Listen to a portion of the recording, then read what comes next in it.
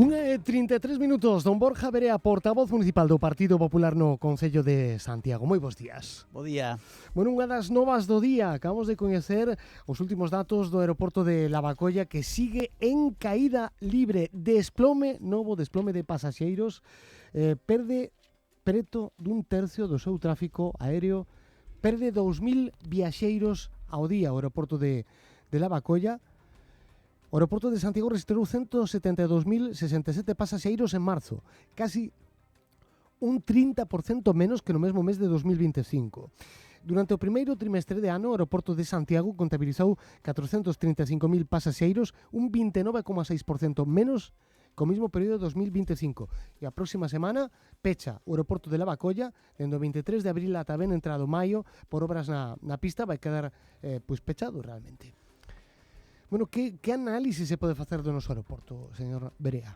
E a isto hai que sumar a ocupación hoteleira, que lembremos que dende fai 6 meses está en caída libre, con un 8 e un 10%, incluso a cidade da Coruña, durante algúns meses, tivo máis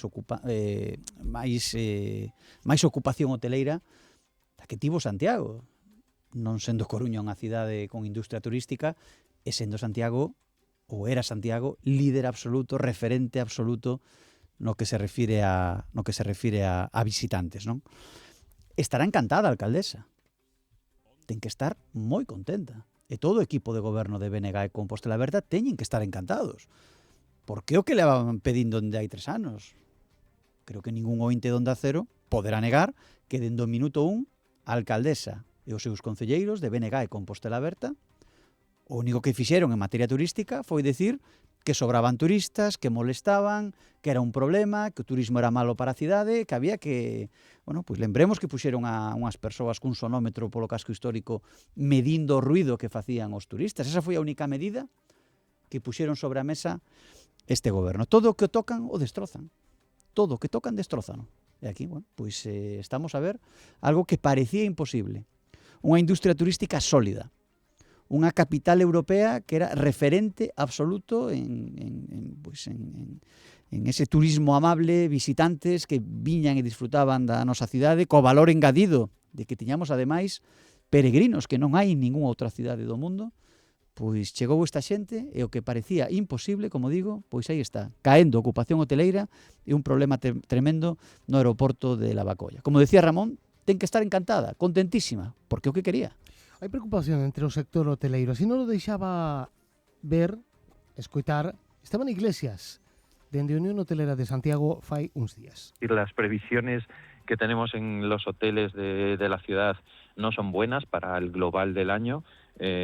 Solamente, y ya habíamos comentado el tema, de septiembre y octubre van por encima de los datos de ventas que teníamos el año pasado a estas alturas. El resto de los meses ahora mismo van en negativo y el propio mes de abril que estamos iniciando todo indica que va a ser peor que el del año pasado. Pero... Señor Pereira, ¿qué lle parece? Pois o que está confirma o retrato que estamos facendo. Ademais, que credibilidade pode ter este goberno? Que credibilidade pode ter esta Goretti San Martín, alcaldesa e as súas concelleiras, cando ahora din, improvisando e desesperada, que están intentando conseguir rutas aéreas? Lo que fixeron os últimos 3 anos? Que fixeron os últimos 3 anos? Absolutamente nada, máis que apuntar, sinalar, poñer unha diana a nosa industria turística. Ahora, cando veñen os problemas, pois din que andan buscando rutas aéreas, ahora que queda un ano de mandato. Que credibilidade pode ter este goberno? Auténticamente unha tomadura de pelo. Por outra banda, hai preocupación, cambiamos de asunto, pola proliferación de narcopisos en Santiago. Vimos escoitando veciños do Ensanche, Fontiñas, Vite, Santa Marta, Quiroga, Palacios, Casco Histórico, tamén en Sar, mesmo aí pintadas, reclamando a intervención da alcaldesa de Santiago. Por certo, que dende o Sindicato Unificado de Policía, debido á situación que se vive na comisaría, reclaman tamén a atención da propia alcaldesa dende fai un mes. Me gustaría que escoitara ao Sindicato Unificado de Policía. Hace aproximadamente un mes solicitamos una reunión como máxima autoridad de Santiago. A la primera persona que se lo solicitamos fue a la alcaldesa. No hemos tenido contestación.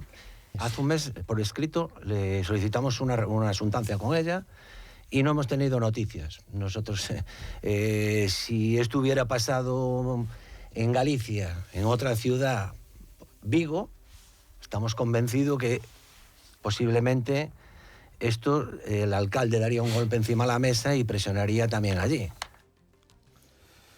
¿Qué te parece? Todo esto relacionado tamén coa situación de drogas en Santiago, Pois, da venta de drogas. Sí. demóstrase que non todos os políticos somos iguais.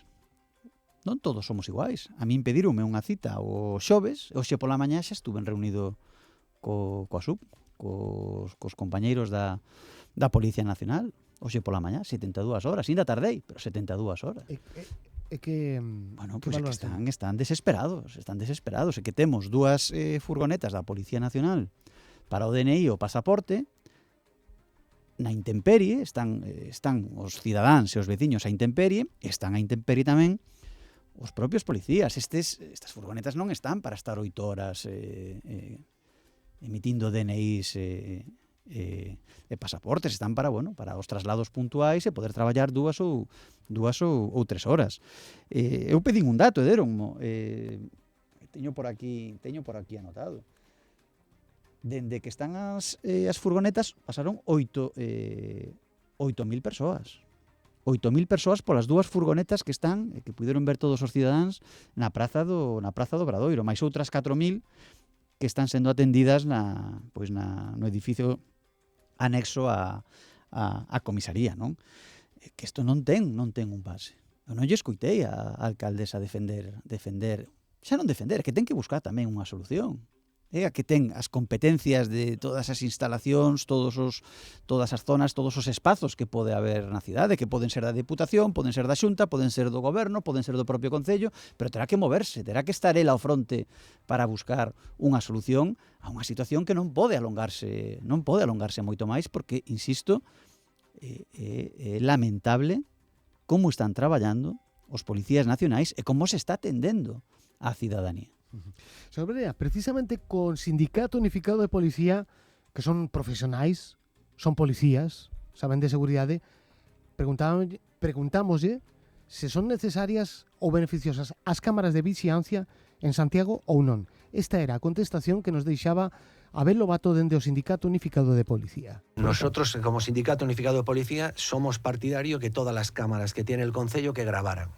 Somos partidarios porque sí que sabemos que a través de esas resolvemos muchos delitos. Y ponemos un ejemplo, en Málaga, en una zona concreta donde había muchos hurtos allí, pusieron el alcalde, colocó cámaras allí y bajó un 70% esos delitos. Entonces sí que creemos, simplemente además para un accidente de tráfico, al saltarse un semáforos, los abogados pueden pedir y creo que sería algo bueno que las cámaras se instalaran y que grabaran. Señor Berea. Pois alégrome que un experto, un técnico en seguridade, confirme o que levamos anos pedindo, que as cámaras de seguridade que están xa colocadas en Santiago comecen a gravar e poñer máis cámaras de videovixianza naqueles puntos onde entendamos que poden axudar. Xa o están dicindo os propios expertos en seguridade, algo que era de sentido común, que nin tan sequera creo que necesitáramos unha declaración da propia policía dicindo que é evidente. Ali onde hai cámaras redúcense os delitos e facilítase a resolución dos propios delitos. E seguimos en entender cal é ese complexo ideolóxico ou esa que é o que frea a BNG e a Compostela Aberta a poñer as cámaras a gravar, porque non atenta a privacidade das persoas, que é o que deixan caer, non? Que é un atentado á privacidade. Non, esas cámaras, esas imaxes quedan gravadas nun disco protegido e cando un xuiz di que se pode entrar, pois entras en esas imaxes, pero non están aí a disposición de como lóxico de todo o mundo. Por certo, esta pintada Drogas Fora en Sar, pues se anuncia que de novo temos un problema co trapicho de drogas, neste caso no barrio de Sar. Sí, é que ademais, é certo que con moi mala educación indican e apuntan tamén a propia alcaldesa porque é veciña desa zona de que non está facendo absolutamente nada, non? Que tampouco se pode facer eso nas paredes da nosa cidade, pero que hai un cansanzo, hai unha indignación que incluso ao lado da propia casa da alcaldesa, unha zona onde ela vive, que é o barrio de Sar, pois están producindo temos narcopisos, non? Isto exténdese, porque non hai contundencia, porque non é importante para eles, non é importante nin para BNG, nin para Compostela Aberta. Bueno, pois esperemos que en algún momento pois poñan todos os medios e toda a contundencia política que si a pode poñer a alcaldesa e os concelleiros para traer a xenda pública un problema que cando cae cerca pois é tremendamente grave para os veciños. Nos quedan 30 segundos, pero veciños de Conxo reclamaban pois que o Concello puxera un punto de luz para unha festa que vai ter lugar esta fin de semana. Finalmente, son os propios veciños os que tiveron que alquilar un xenerador de luz. Bueno, pois máis do mesmo, un goberno, un BNG, unha Compostela Aberta que non están atendendo aos veciños, que non están do lado dos veciños, que non escoitan os veciños e que viven na súa realidade paralela encerrados nas moquetas de Raxoi e ao final, pois esa desconexión aínda acaba cabreando máis aos veciños. Pois don Borja Verea, portavoz municipal do Partido Popular no Concello de Santiago. Como sempre, moitísimas gracias por analizar en directo a actualidade de Santiago aquí en Onda Cero. Un placer. 1:44.